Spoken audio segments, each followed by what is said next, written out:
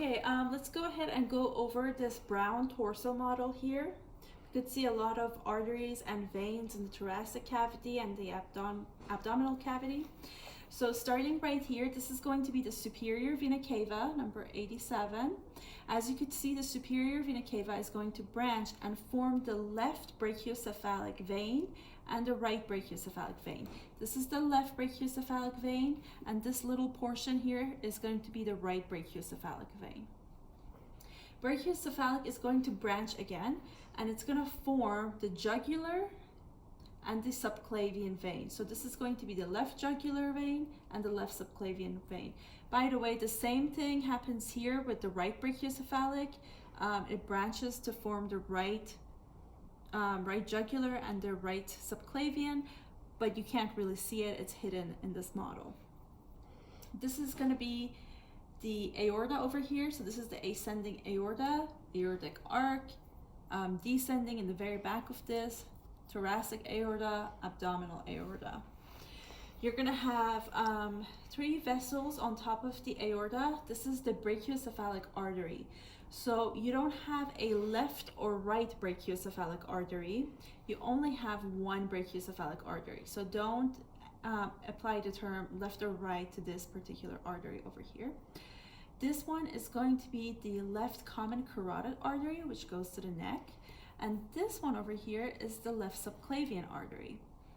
You also have right carotid and right subclavian, which branch off of the brachiocephalic artery. We can't see it over here because it's hidden. So you have, whatever you have on the left side, you have on the right side, but the branchings are a bit different. This is going to be the pulmonary vein, and this is the pulmonary artery. Remember, this area, the lung area, is where the colors are going to be switched.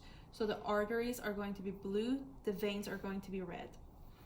Down here, you can see the inferior vena cava and then the abdominal aorta. The veins and arteries that go to the kidneys are called renal. So this is the left renal artery. This is the left renal vein over here. And this is the adrenal gland.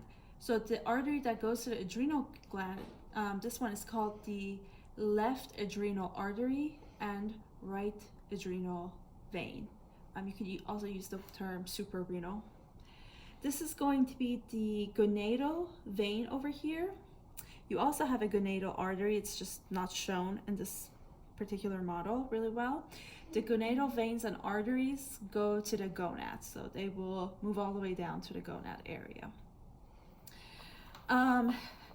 If we look over here in this area, you could see several different branches. This one over here, this is going to be the hepatic artery. So this is going to go to your liver. This is going to be the gastric artery. So it's going to go to the stomach. And this one over here is going to be the splenic. So it's going to go to the spleen. This is going to be called the superior mesenteric artery. This is the inferior mesenteric artery. They form a lot of branches and go to different parts of the intestines. Now moving down, again, you had the aorta and the vena cava. They're going to branch and form the common iliac. So this is the left common iliac artery, right common iliac artery, left common iliac vein, and the right common iliac vein. The common iliacs are going to branch into internal and external. So these are going to be the internal iliacs, and these are going to be the external iliacs.